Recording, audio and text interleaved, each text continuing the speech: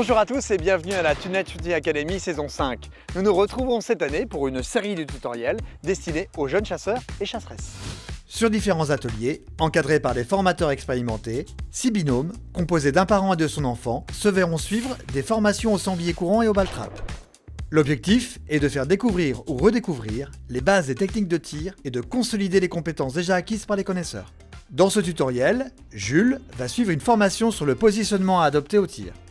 Bonjour, je m'appelle Jules Renaud, j'ai 15 ans et depuis tout petit j'accompagne mes parents, toute ma famille à la chasse. J'ai passé mon permis accompagné l'année dernière et j'ai passé mon permis en janvier. Ce que j'attends de la Tunette Shooting Academy, pouvoir bien se former à plein de choses qu'on ne pense pas quand on chasse tout seul. Et donc depuis le plus jeune âge, on a initié Jules à la chasse qui depuis a repris cette passion. Nous avons fait appel à Philippe Marty, éducateur sportif spécialisé en ball-trap, champion de France, vice-champion d'Europe. La formation se déroulera au ball-trap du Rabot, situé à proximité de la Motte Beuvron, au cœur de la Sologne. Jules utilisera le nouveau fusil Rizzini BR240, un fusil destiné au tir, alliant efficacité, simplicité, adapté tant à la chasse qu'au ball-trap.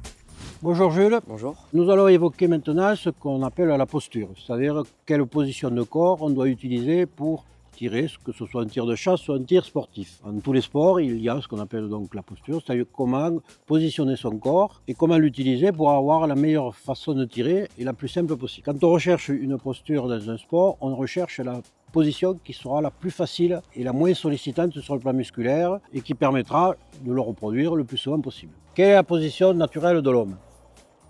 Bon, comme ça? Oui, c'est-à-dire debout. Est-ce qu'on peut tirer complètement debout? Bah non, parce qu'on va être déséquilibré. On va avoir effectivement une forme de déséquilibre. On a dit que si on a les deux pieds parallèles, on aurait une petite tendance à être déséquilibré sur l'avant ou l'arrière du moment qu'on va exercer un mouvement sur le côté. Après, si on positionne les pieds un derrière l'autre, on s'aperçoit que là aussi, on n'est pas très stable. Et naturellement, on va positionner ses pieds de cette façon. C'est-à-dire que si on prend un cadran horaire, on retrouvera quoi? Les aiguilles qui représentent 1h10. Et on va essayer de mettre ses pieds à peu près de la largeur de ses épaules. Et là, on s'aperçoit qu'on a une stabilité relativement intéressante. Maintenant, on va voir ce que provoque le fait de tenir le fusil par rapport à cette posture. On s'aperçoit que maintenant, quand je ferme mon fusil, j'ai un petit peu de poids à tenir. Donc, naturellement, je vais retrouver et faire évoluer ma posture pour avoir une certaine facilité et un certain équilibre. Je vais épauler le fusil. Et là, je m'aperçois qu'effectivement, il y a un certain poids. On me dit, après, une fois que tu auras épaulé, tu vas recevoir un recul. Donc, qu'est-ce qui va se passer? Je vais partir sur l'arrière. Et naturellement, je vais avoir besoin de me mettre un peu en opposition pour absorber le recul. Et là, on s'aperçoit que la position idéale, c'est j'épaule et je transfère mon poids sur la jambe gauche, très légèrement. Je m'aperçois que j'ai le talon droit qui décolle. Et quand j'ai obtenu cette position, j'ai obtenu la posture pour tirer. Je vais te donner maintenant le fusil. Voilà. Tu épaules. Voilà. Tu transfères un tout petit peu ton poids sur la jambe gauche. Voilà. Tu essaies de te maintenir un peu plus droit. Voilà. Tu as une grande élégance quand tu tires et c'est la posture qu'on peut qualifier d'origine standard et qui permet de bien tirer. On va essayer maintenant de mettre ça effectivement en application. On va tirer un plateau. Alors on s'équipe. On va prendre la trajectoire C, si tu veux. Regarde la trajectoire. Paul. Voilà.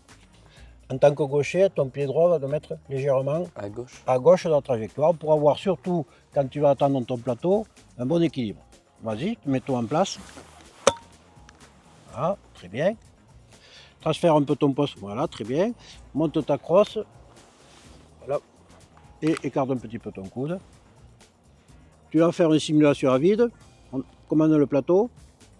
Paul. Voilà. Ok. Alors attention de ne pas un petit peu te déséquilibrer. Hein. Garde les épaules assez parallèles. On recommence un coup. Paul. Très bien. Allez, je charge le fusil quand tu veux. Voilà. Paul. Très bien. Même excellent. On en refait un autre.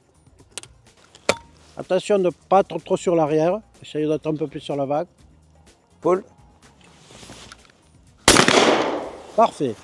Mais je te félicite.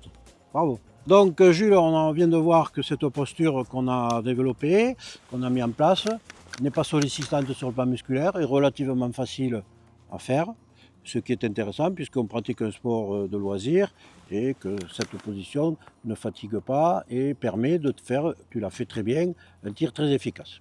Bravo. Je viens de voir donc, avec Philippe la posture adaptée pour pouvoir tirer au ball trap. Donc on a bien vu qu'il fallait vraiment être beaucoup en avant et les pieds bien placés par rapport aux épaules pour ne pas pouvoir être déséquilibré au moment du tir. Et donc j'ai surtout vu qu'il fallait vraiment mettre beaucoup de poids sur sa jambe avant pour vraiment être le plus stable possible pour pouvoir bien tirer son plateau par la suite. Je pense que chaque personne, que ce soit pour les armes rayées ou les armes lisses, devrait prendre le temps à l'intersaison ou avant la saison de se remettre déjà les armes en main, de reprendre les bonnes habitudes, les bonnes postures. D'où cette formation avec ces formateurs compétents qui nous ont permis de pouvoir améliorer nos tirs, que ce soit tant pour l'efficacité que pour la sécurité, qui reste un point d'importance aujourd'hui dans le monde de la chasse.